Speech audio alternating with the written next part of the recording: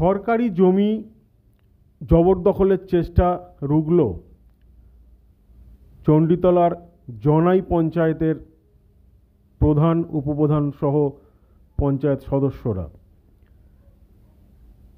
গত কয়েকদিন ধরে সাধারণ মানুষ পঞ্চায়েতে অভিযোগ জানাচ্ছিলেন যে রাতের বেলায় বেশ কয়েকটি ডাম্পার প্রতিদিনই আসছে এবং মাটি আর আবর্জনা স্তূপ ফেলে ওই সরকারি জমি ভরাটের করার চেষ্টা করছে।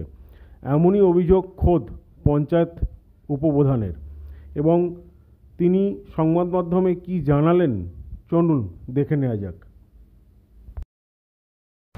যে কি ঘটনাটা ঘটেছে, সরকারি জমি নাকি বুঝিয়ে দেওয়ার একটা চেষ্টা চলছে। আমরা বলছি যে আমাদের জনাই মৌজায় 4138 দাগ নাম্বারে আমরা দেখতে পাচ্ছি যে একটা পুকুর রেকর্ড হয়ে থাকা জমি আছে। জমিটার প্রায় আনুমানিক পরিমাণ প্রায় 3 বিঘার মতো। এই জমিটা আমরা দেখছি ইতিমধ্যে কিছু মানুষ ভরাট করছে। আমরা যতটা জানি যে পুকুর তো রেকর্ড পরিবর্তন হয় না, পুকুর ভরাটও করা যায় না। কিভাবে এটা হচ্ছে সেটা দেখার জন্য আজকে আমরা গিয়েছিলাম। আর এর সঙ্গে আর একটা বিশেষ বিষয় রিলেটেড হয়ে আছে যে রাতের অন্ধকারে প্রতিদিন ডাম্পারে করে আবর্জনার স্তূপ থেকে আবর্জনা তুলে এনে, ওগুলো মাটি না, সম্পূর্ণ প্লাস্টিক এবং আবর্জনা, কোনো জায়গার সলিড ওয়েস্ট, সেই সলিড ওয়েস্টকে তুলে নিয়ে এসে ডাম্পারে করে ফেলা হচ্ছে। আর সেই সলিড ওয়েস্ট সারা রাত্রি ধরে রাস্তায় পড়ছে। রাস্তাতে যে কেউ দেখতে পাবে যে মাটি এবং নোংরা চারিদিকে ছড়িয়ে রয়েছে। এটা যে কোনো সময় একটা বড় পথ দুর্ঘটনার কারণ হতে পারে। এক পশলা বৃষ্টি হয়ে যাওয়ার পর ওই মাটি পড়ে যে রাস্তাতে গাড়ি স্কিড করতে পারে যে কোনো সময়, যে গতিতে মোটরবাইক সব যায়। তো এটা আমাদের প্রশাসনের নজরে আছে কি না এটা একটা বিষয়।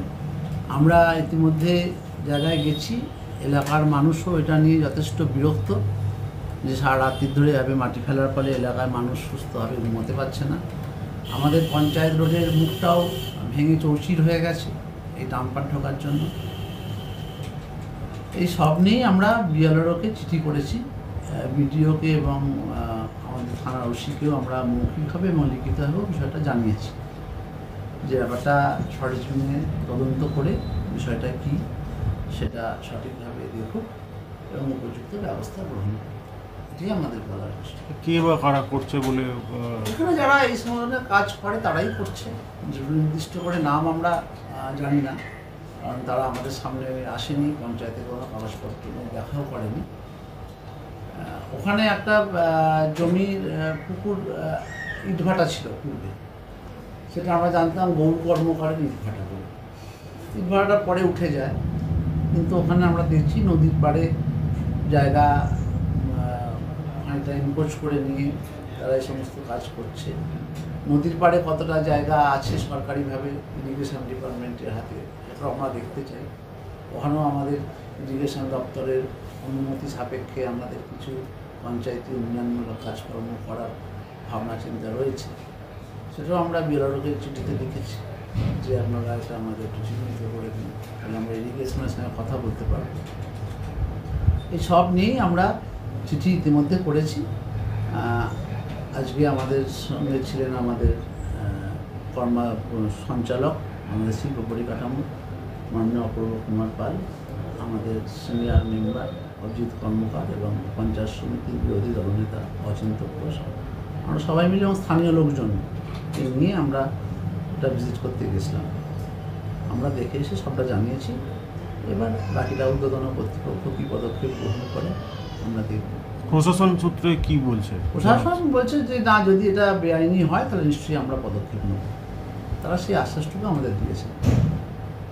বিডিও সাহেবও বলেছেন, বিএলআরওকেও আমরা চিঠি পাঠিয়েছি। আপনার নাম আর পদটা? আমি জনাই গ্রাম পঞ্চায়েত উপপ্রধান রজতা প্রধান। অপূর্ববাবু, আপনি তো জনাই গ্রাম পঞ্চায়েতের শিল্প পরিকাঠামোর সঞ্চালক, সেই হিসেবে আপনারই এলাকার মধ্যে একটা এরকম একটা অস্বস্তিকর পরিবেশ তৈরি হয়েছে যে রাত্রির দুপুরে ডাম্পারে করে এসে মাটি বা আবর্জনা স্তূপ ফেলছে, এলাকার পরিবেশও দূষিত হচ্ছে, প্লাস ওই জায়গাটা আপনাদের না জানিয়েই ভরাট করা হচ্ছে, কি বলবেন এই ব্যাপারে? যেটা বলবো, এটা একটা পরিবেশ রক্ষার তাগিদে সকল মানুষকেই এখানে এগিয়ে আসতে হবে। যে পরিবেশ এই রাজ্যে চলছে তার মধ্যে একদল লোক যে লুটপাট করছে তার এটা প্রতিফলন। তাই আমরা পঞ্চায়েতগতভাবে এটা জানতে পারার পরে আমরা স্পট এনকোয়ারি করলাম এবং আমরা গোটা পিডাব্লিউডি রোড, যেখান থেকে আমাদের জনাই গ্রাম পঞ্চায়েত শুরু হয়েছে পঞ্চবটির মুখ থেকে, সেখান থেকে জনাই শ্মশানদার যেখানে শেষ হচ্ছে তারপরে নইটি জিপি হয়ে যাচ্ছে, এই গোটা জনাই গ্রাম পঞ্চায়েত এলাকার পিডাব্লিউডি রোড যেটা আছে সবটা কাদায় ভর্তি হয়ে গেছে। রাত্রে যা মানুষের থেকে শুনতে পাওয়া যাচ্ছে, গভীর রাত্রে অনেক গাড়ি এসে প্রচুর পরিমাণে মাটি ওখানে পড়ে বা গার্বেজ ইত্যাদি বর্জ্য পড়ে ওখানটা ফিলিং হচ্ছে এবং ফিলিংটা ইললিগাল। আমরা আজকে জানতে পারি উপপ্রধান, আমাদের পঞ্চায়েত সমিতির বিরোধী দলনেতা অচিন্ত ঘোষ, আমাদের রজতবদা, তার সাথে আমাদের ওখানকার মেম্বার আমাদের বাপ্পা, আমাদের অভিজিৎ কর্মকার এবং স্থানীয় মেম্বারকে আমি ওই স্পটে দাঁড়িয়ে ফোন করেছিলাম, কিন্তু তিনি বলেছিলেন আমি আসছি, তার আসতে অনেকটা দেরি হয়ে গেছে, ততক্ষণে আমরা জায়গা থেকে বেরিয়ে এসেছি।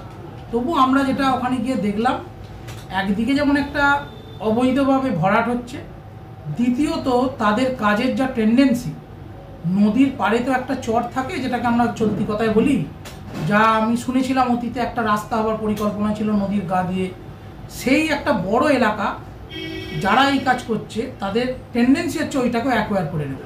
ফলে আমাদের কাছে একদিকে ইললিগাল ভরাট এবং তার পাশাপাশি ওই অ্যাকোয়ার যাতে না করতে পারে গভর্নমেন্ট প্রপার্টিটা, সেই বিষয়টা আমাদের দিকে দেখা।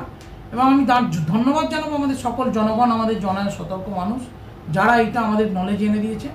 আমরা আমাদের পঞ্চায়েতের পক্ষ থেকে যেখানে যেখানে যা চিঠি করার সেটা করছি।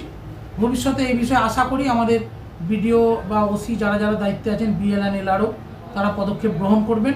আমরা এই আশায় তাদেরকে চিঠি দিয়েছি এবং ভবিষ্যতে জনগণকে নিয়েই এই পরিবেশ রক্ষার কাজে আমরা যুক্ত হব। যদি দেখা যায় যে ওনারা কোনো একটা পদক্ষেপ নিতে দেরি করছে বা ডিলে করছে, তখন কি আপনারা আন্দোলনের পথে হাঁটবেন? আমরা মানুষকে নিয়েই এই কাজে সামিল হব। কেন জনাই গ্রাম পঞ্চায়েতের শুধু এখানে না, এর আগে আমাদের হাটপুকুরেও এই ঘটনা ঘটেছিল 57 মৌজার মধ্যেই পড়ে, সেখানেও আমরা একইভাবে চিঠি লিখে আমরা প্রতিবাদ করেছিলাম, সেখানে কাজ হয়েছিল। আমি আশা করব আমরা এখানেও সেই পদক্ষেপ গ্রহণ করবে। যদি না হয় তাহলে সেক্ষেত্রে মানুষকে নিয়ে আমাদের আন্দোলন ছাড়া পথ নেই, সেটাই করতে হবে। আপনার নামটা আর? হ্যাঁ, অপূর্ব কুমার পাল, শিল্প পরিকাঠামো সঞ্চালক, জনাই গ্রাম পঞ্চায়েত।